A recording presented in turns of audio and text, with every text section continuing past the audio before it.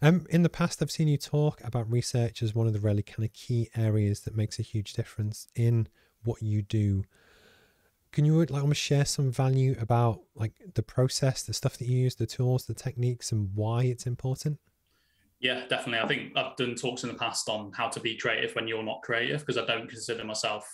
I've been in creative roles. I don't consider myself creative. So I'm like a bit of a robot. So I need like valuable input to have a valuable output. When I'm coming up with ideas, and my job has been the majority over the past few years is coming up with like campaign ideas, or at least part of it. I start off with a lot of research. I've always used a tool called BuzzSumo. So I go on there and basically it pulls out all the most socially shared content around any topic that I want. So for example, if you a honeymoon provider, you can put in honeymoons and bring up the most socially shared content. I'll then branch that out into engagement rings, weddings, and everything, every other tangent related to honeymoons. Mm-hmm. And I'll start doing research and start pulling out consistent themes. So I did this for honeymoons, and the most socially shared content are around people dying on their honeymoon. So we put that into a box of like, okay, that's interesting, but I'm not going to touch it. It might be able to brainstorm around like how many people could split up on their honeymoons and stuff like that, but I'm not obviously going to touch that. And then on the left-hand side is like what the brand wants to talk about, which is usually like top 10 honeymoon destinations, usually quite thin content that anyone can do. And then I'll try and find a middle ground of like, okay, you can now stay at Bella and Edwards from Twilight's honeymoon suite or whatever, and that sort of stuff works. And then we won't take those ideas, but we'll look at what's not been done. So we'll take that evidence, go into a brainstorm, and then say, look, all this is talked about. What hasn't been done yet? What has been done but actually not very well and can be done a lot better? What gaps are there? That sort of stuff. So I take all that evidence and basically won't try and come up with an idea on the spot, because I'll just never come up with a good idea on the spot. No one does, or rarely anyway. So I'll take all that research, do that, and then I'll leave it for like 3, 4, 5 days, and then I'll come back to it and I'll have sort of better ideas. I'll let my brain do the work whilst I'm doing other stuff, basically.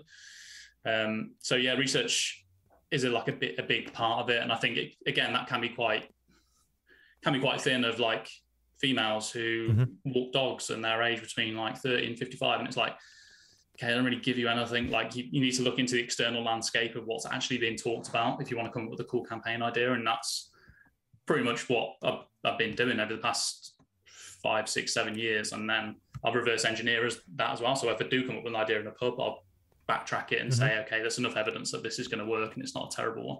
So you come up with the idea, then you, I imagine, do some creative to create the thing that you want to push. And then I guess, do you then message it out to journalists? Do you have a mailing list? Say, oh, do you want to talk about this? Or do you like just plant it? As in, do you proactively ask, do you want to cover this cool story? Yeah, this is the part I'm terrible at, by the way. So this is when I work with people in PR who are way better than me at this sort of stuff. So yeah, we'll pull together a story, and then we'll pull together a seeding list of how we're going to amplify that. And then the PRs will reach out to those people saying, leading with an angle from that story.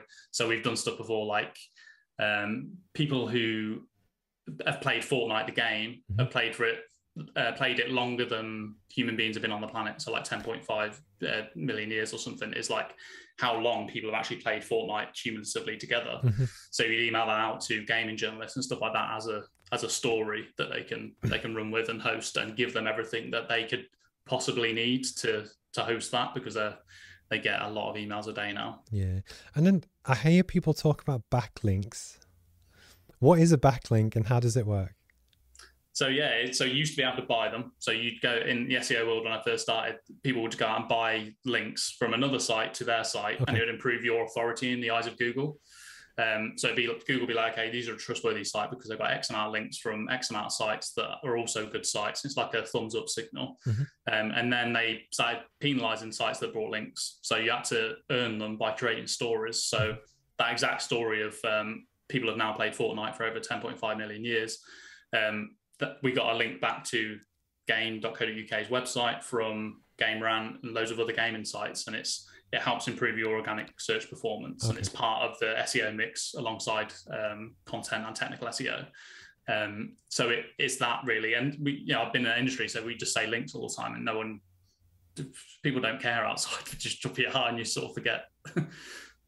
No, but it's just fascinating because for me, the cost of living is the biggest, in my opinion, like topic that will be around for the next 2-3 years, you know, especially if things go as people might think they will.